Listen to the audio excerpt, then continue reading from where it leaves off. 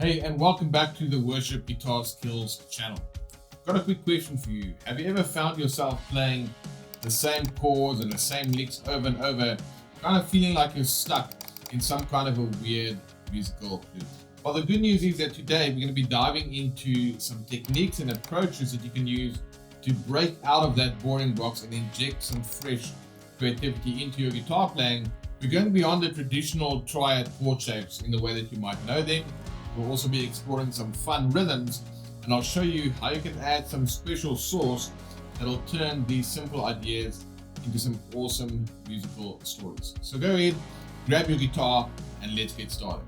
So we all know and love our triad chord shapes, right? They're like our musical home.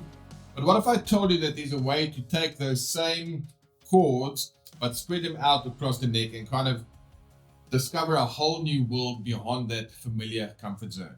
So let's start with a G major triad that you'll typically play like this. Watch what happens when I take those exact same notes and I map them out across a single string.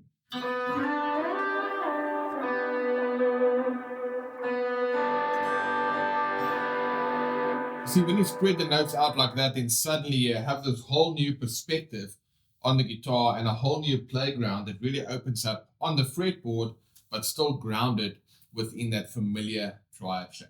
So let's go ahead and do this with a 6-4-1-5 progression in the key of G, which will be E minor, C, G, and D. We're going to take each one of those triads. I'm going to play it for you in the standard shape, and then we'll map those notes out across the guitar fretboard on one string. Let me show you what I mean.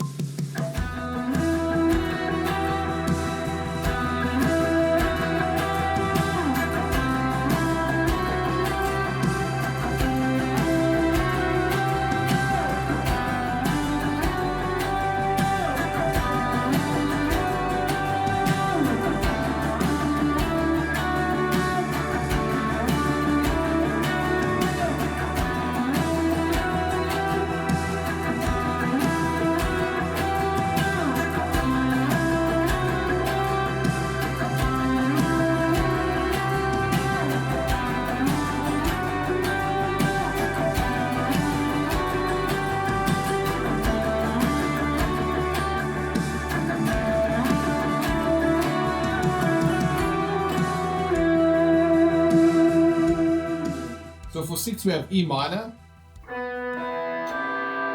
I can play like this.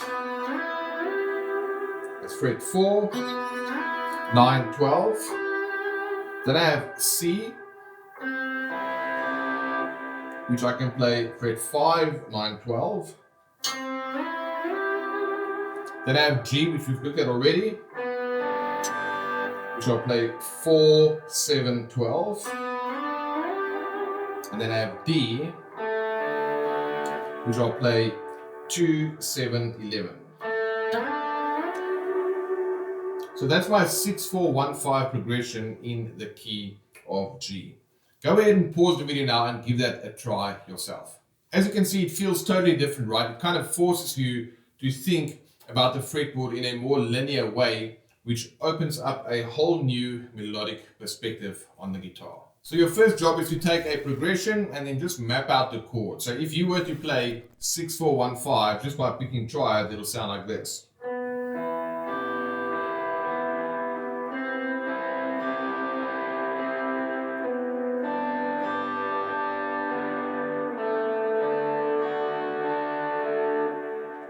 But now you're going to take those notes and spread them across the neck like this.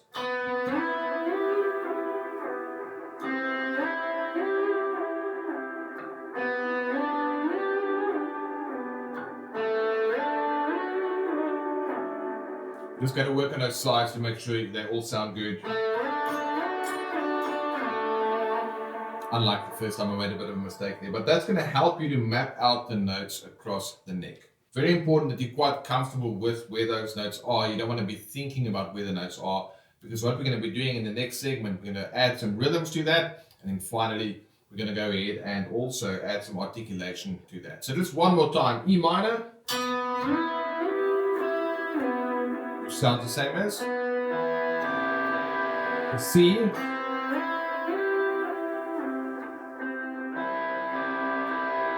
G,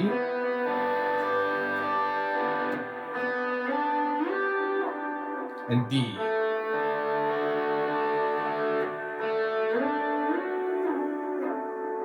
Right, those are your notes. If you want to pause the video to learn those notes, go ahead and do that. Otherwise, let's go ahead and jump right into spicing things up with some interesting rhythms. Now, rhythm is literally the thing that's going to bring your chords and your notes to life. Now, what I'd like to show you now is a simple rhythm that you can use with these triad notes spread across the neck to make it sound like a complete musical idea. Check this out.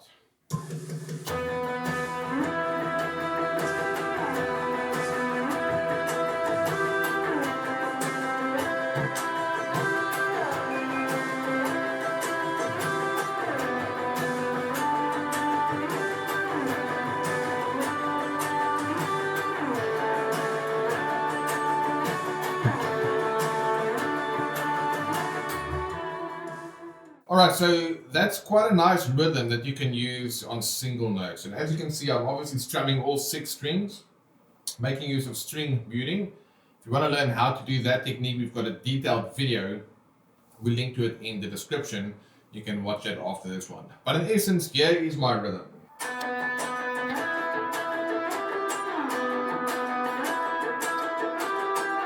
I'm going to play that same thing over and over. In that case, I used a strumming technique that's got a bit of a polyrhythmic feel to it, and you're hearing a lot of the ghost notes as well because of some of the muted strings. I can also play that a little bit more cleanly, and it'll sound like this.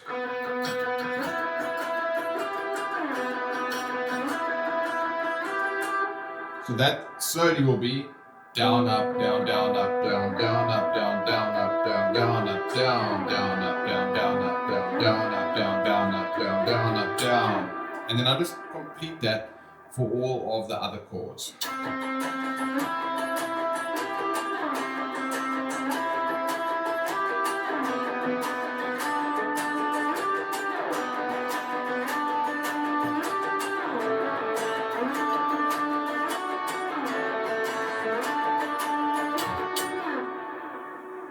So that's a rhythm. You can do something simpler if you want. You can also just go.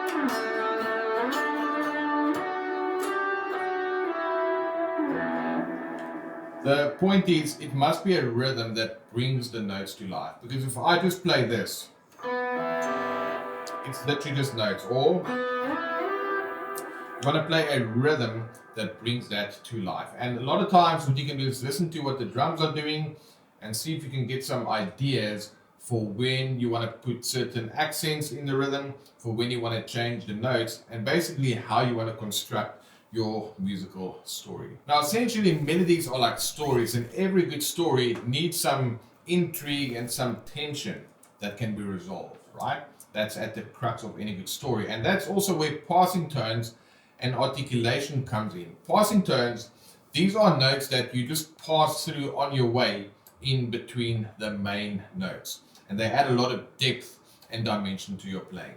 Let me go ahead and show you what I mean. If I just play chord tones the whole time, which is the notes that are in a physical chord shape.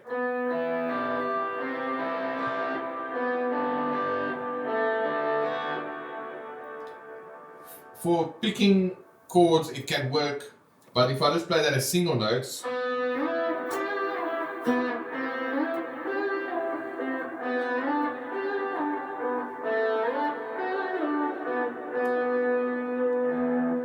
it's going to sound kind of boring and predictable because I'm literally just playing all of the safe notes. Those passing tones, those are notes that you can use that are not in the actual chord, but you can pass through them as you play between chord tones. So let's take this E minor triad, for example.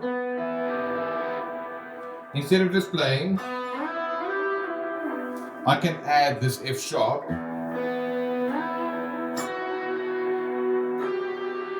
Yeah, that wants to resolve, and I can do the same for C. you want to hear that resolution. I can do the same for G.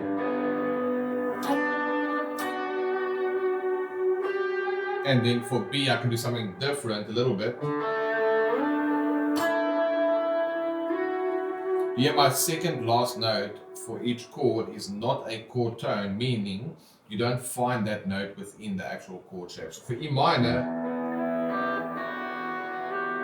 I added in that F sharp. And I did the same for C.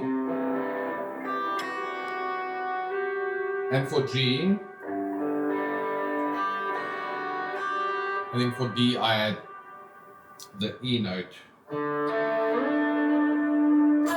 Over there, it goes to the F sharp.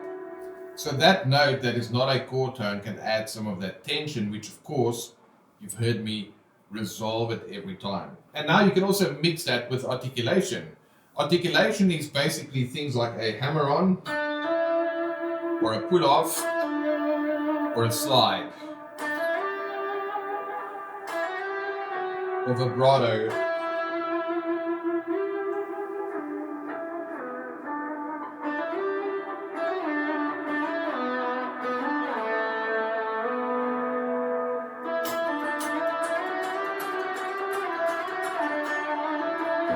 Those are all the things that you can use to articulate basically what you are saying.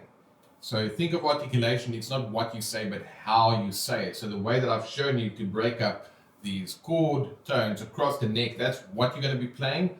I also showed you to use the passing tone to add a little bit of tension, which you can then resolve. That's part of what you are playing.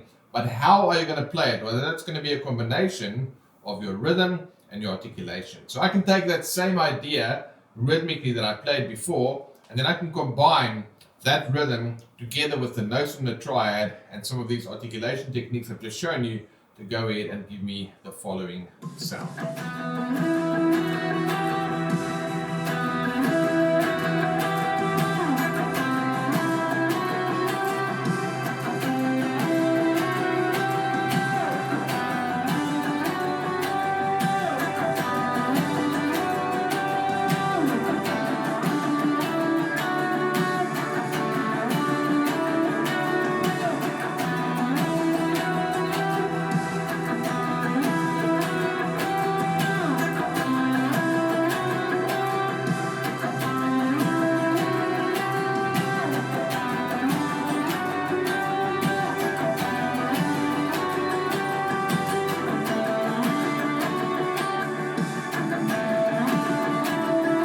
There you go.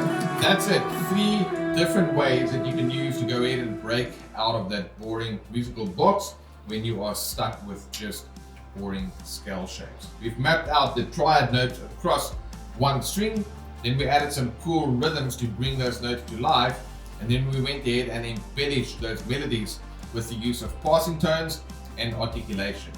And the key to really getting all of this right is experimentation. The more that you play around with these ideas, the more you'll go ahead and discover your own unique sound and the way that you want to articulate and say the different ideas and tell the stories on the guitar. I'd love to go ahead and see how you apply these concepts, so make sure that you share your progress with me on social media by tagging us at #WorshipGuitarSkills, or share any links or feedback in the comments below. Let's go ahead and inspire each other with some awesome ideas and grow our worship guitar community together.